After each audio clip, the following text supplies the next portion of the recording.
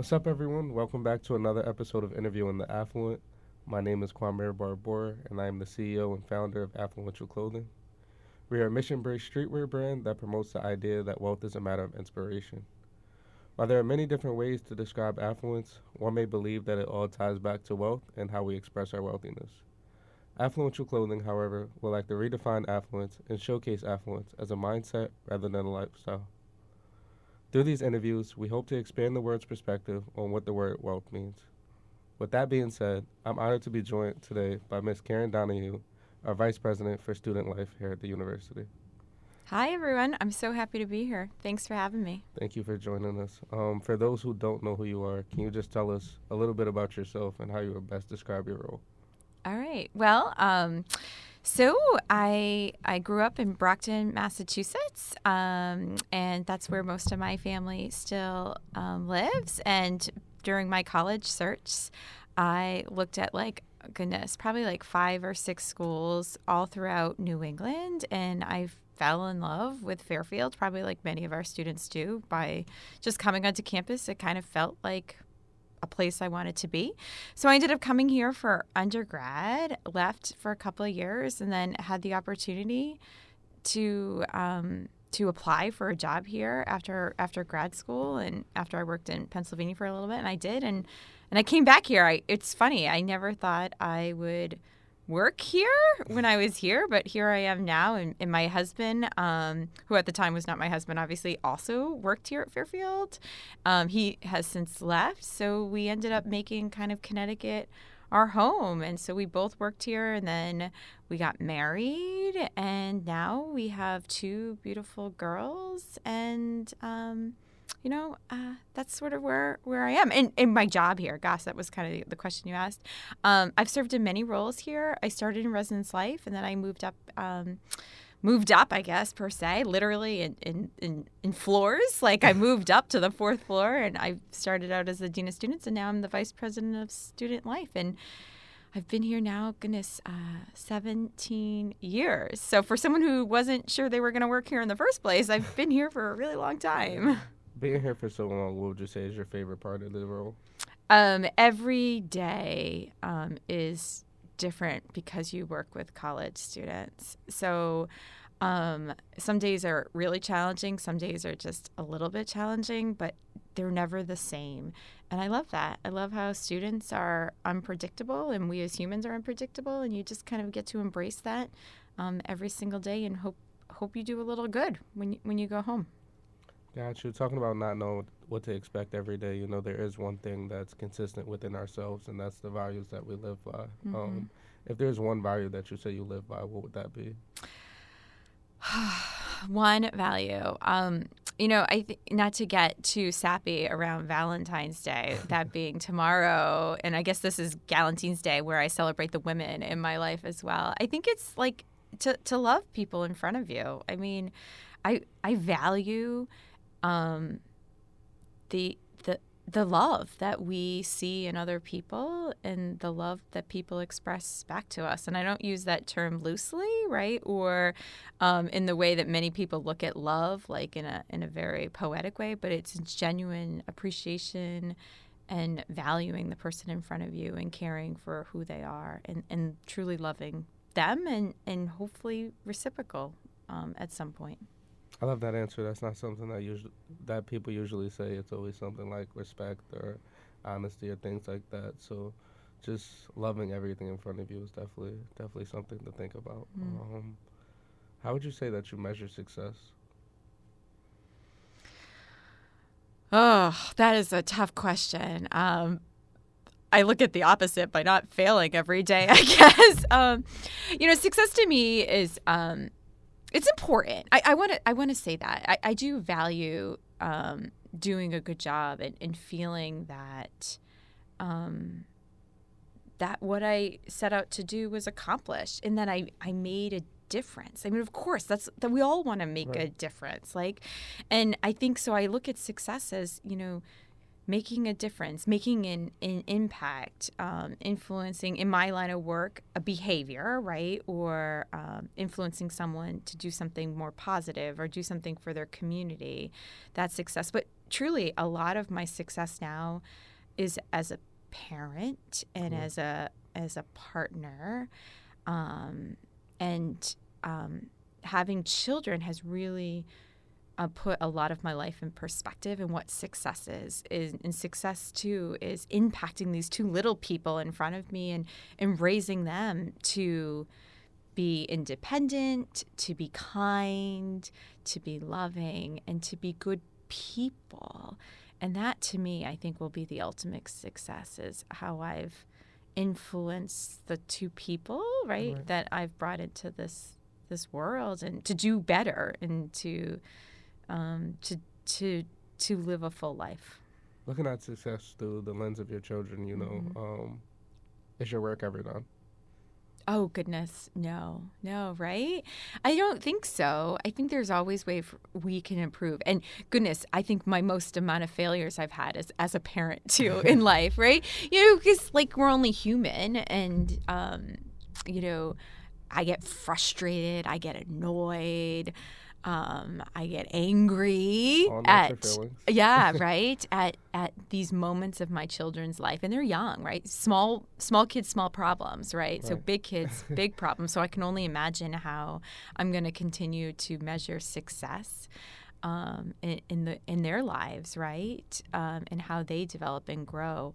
But I think recognizing what's really important also helps me measure success, because it allows you as an individual, allows me as an individual to say, okay, let's say I have a little bit of failure, but that's okay. Maybe that's just a setback, because it wasn't that important in the first place when you actually put things into perspective. Exactly. And the things that are really important, that's really when you know you're being successful. I'm speaking very vague to you, so I apologize. No problem But at I think all. it just allows you. I think having children has allowed me to understand that things what's really important and what's not, and then therefore it's easier to define what you're really successful about and what you're just really good at sometimes. I think that's also important, especially when we think about failure. At the end of the day, sometimes it's not as big as we made it in the moment. Also, failure is not always a bad thing. I agree. Personally, I feel like failure is our greatest successes, because those are the things that we look back on, we reflect, and we learn from those. We make a promise to ourselves to not make that same mistake again, or not fail that very same way. So. It's so funny you say that, because I think so many people are afraid to not admit when they have made a mistake or that they failed. It's because they feel like other people are going to think differently of them or not value them. I think that's the total opposite. And I think society is horrible for when they do place blame on mistakes or failure, because it doesn't help us. It doesn't help us grow. It makes us want to hide and not just own up to it, right? And like move that forward. At that point, I feel like we place limitations on ourselves due to fear of failure or just social comparison. Yeah, I agree. Yeah. Talking a little bit about failure, though, what would you do with your life today if you knew you couldn't fail? I'm not sure I do much different, right? I'm really happy with my life choices. I am right now in the process of getting my doctorate. Maybe I would have done that a little sooner. Okay. Yeah, because but again, all things happen for a reason. When the pandemic hit 2.5 years ago, I said to myself, I need more. I need more to get through this really challenging time. So I enrolled in classes and I started taking classes, and I think it helped me,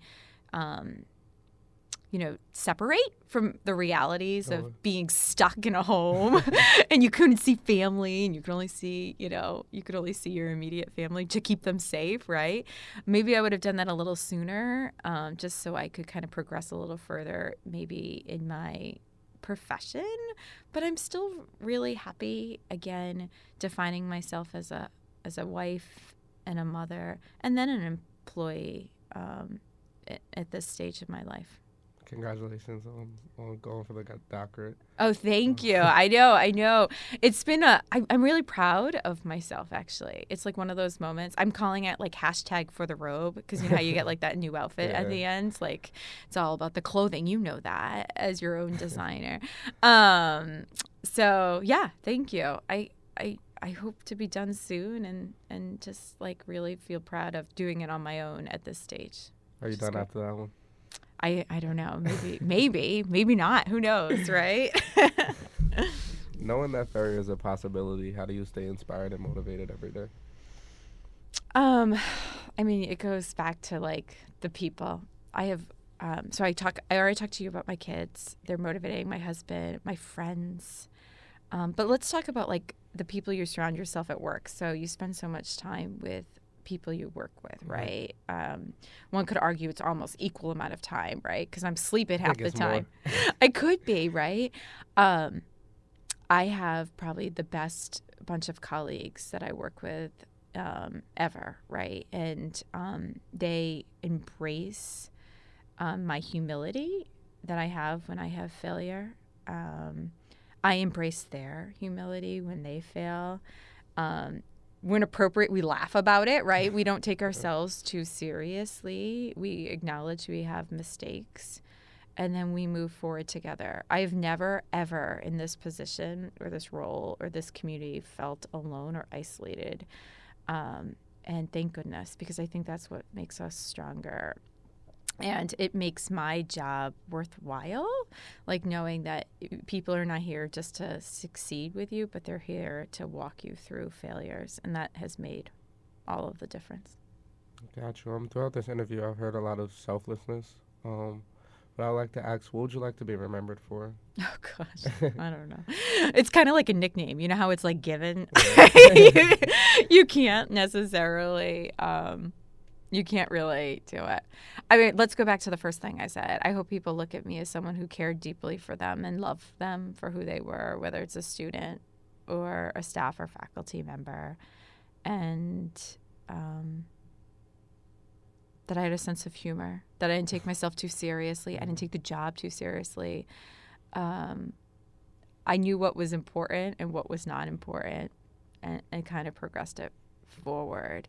It's so funny. I can't take credit for this, but someone had said to me recently, said that's the most important, non-important thing going on right now. And I was like, you know what? That's like really deep. I hope people remember me for like saying, okay, this is important, but like in the scheme of things, it's probably not that important.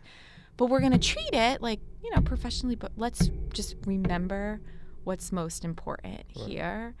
And then take one day at a time moving forward. So just someone who can put things in perspective for them. I definitely think that's a hard question to answer, especially because we're not in charge of how others view us, you know. Yeah. The most we can do is try to leave a big impact on the majority, but there is some that we won't impact.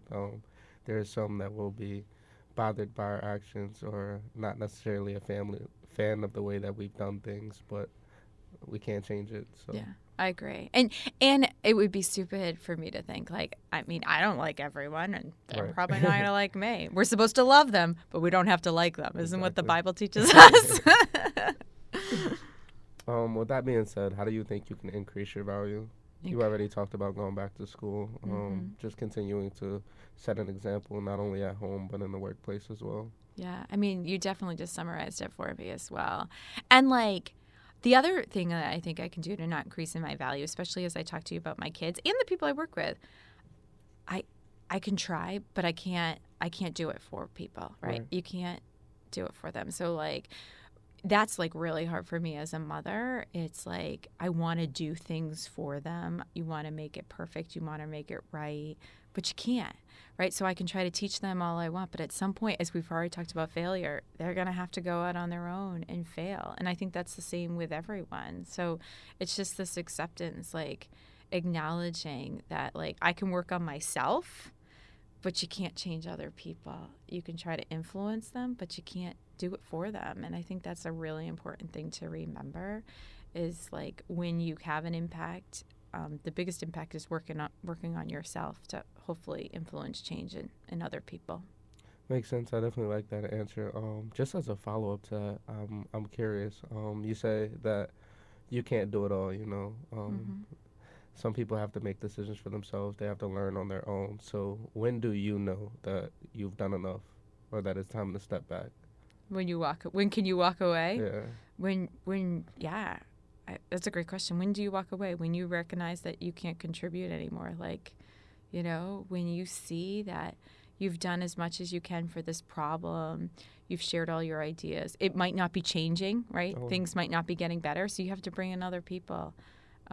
Like in parenting, I have to bring in my husband sometimes, or when I'm getting frustrated and overwhelmed, and I was like, go to bed. And that's like a simple excuse. I was like, I gotta walk away because I'm not succeeding, right? And I think that's what you have to recognize. You have to recognize that you can't do everything, and but that takes a lot of self-awareness that I'm not sure how many people have anymore. Like, and I'm still perfecting that skill, right? Is just being self-aware that you're not everything, and other people can do it, and some people can do it better than you, Right. and you have to be okay with that. When you ask me, like, what do you hope people to remember you by, like, and going back to that question, like, I'll leave Fairfield someday, like, and that's okay. And you know what? Someone's going to come in and do the job probably better than me. And that's okay. Right. It's just accepting that. Like, that's part of life. And you hope that, right? You hope that for any organization, that when you leave, people miss you as a person, but someone else could do that job and probably Right. do it even better. But that doesn't mean that you did anything wrong, necessarily either. No. I feel like a lot of times we strive to be the best, and if we aren't the best, we feel like we failed. But Mm-hmm. we have to understand that everything we does has value. Yeah. And 9 times out of 10, if somebody comes in and does something better than us after the fact, it's probably because we set a good foundation. I agree. So just thinking about that. But final question for you: Yeah. what does affluence mean to you? I think it means rich in the most beautiful sense of everything we talked about today. Being surrounded by people you love, having good relationships, good family, leaving your legacy in positive ways, um, and making an impact in ways that you want to make an impact, but mostly in the way of influencing people to do good things for the world, right? And I think that's what it is. But it can still mean rich in the broadest sense of just Right. love and caring and compassionate and good friendships and being in a good place. Beautiful. I love that. Any words of encouragement for the viewers?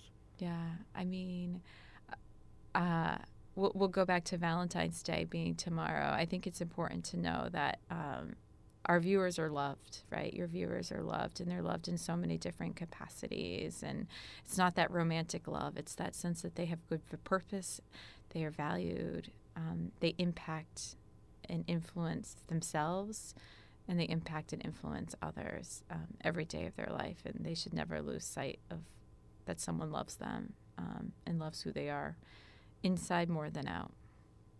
Gotcha, Miss Donoghue. We appreciate you taking the time to talk Mm-hmm. with us today and share all these gems with our viewers. Thank you. Thank you. This was wonderful. Have a wonderful, wonderful Valentine's Day. You as well.